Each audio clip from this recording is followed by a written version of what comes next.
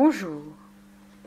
Aujourd'hui, dans l'atelier de tarologie, avec les tarots persans, j'ai choisi de vous parler du tirage en fer à cheval. Celui-ci répond à une question bien précise et en plus, il donne des conseils très utiles pour résoudre un problème posé. Donc il faut tirer 7 cartes. En position 1, c'est l'état d'esprit du consultant. En position 2, c'est le présent. En position 3, c'est l'avenir. 4 et 5, c'est les attitudes à adopter. Ensuite, c'est les obstacles à surmonter ou à éviter. Et en 7, c'est la réponse. Donc, mon consultant est d'accord pour que je fasse cette petite vidéo sur son tirage. Il m'a demandé, est-ce que ma relation avec Élodie va s'améliorer? Donc, son tirage est en 1, le tigre, en 2, l'île, en 3, les flambeaux, en 4, le palais ou la maison, en 5, la main de Fatma, en 6, la maladie, en 7, la roue des poissons.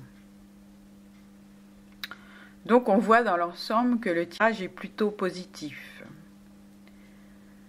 Donc on voit que le consultant apparaît en tigre, ce qui marque ainsi sa détermination de faire des efforts pour triompher de la situation actuelle.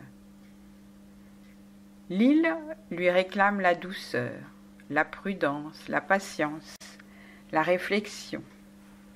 Il faut dans l'immédiat qu'il prenne le temps avant d'agir. L'avenir s'annonce plutôt favorable, victorieux avec les flambeaux. Il est prêt à sortir du tunnel pour aller vers la lumière et pour poursuivre sa route vers le succès. Les attitudes devront être empreintes de bienveillance, d'écoute et de patience. Les influences conjuguées de la maison et de la main de Fatma conduisent à l'harmonie, à la conciliation. Il y a une grande protection sur la relation avec la main de Fatma. La maladie, en 6, demande de ne pas rester passif. Il est temps d'agir, d'effacer les malaises et de s'ouvrir à l'autre.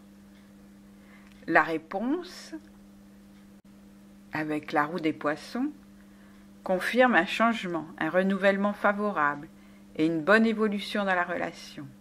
La réponse est donc positive. Il va pouvoir entrevoir cette relation avec de la douceur et surtout être à l'écoute d'Élodie.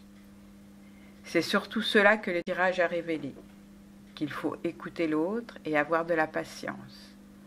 Voilà, je vous remercie et à bientôt.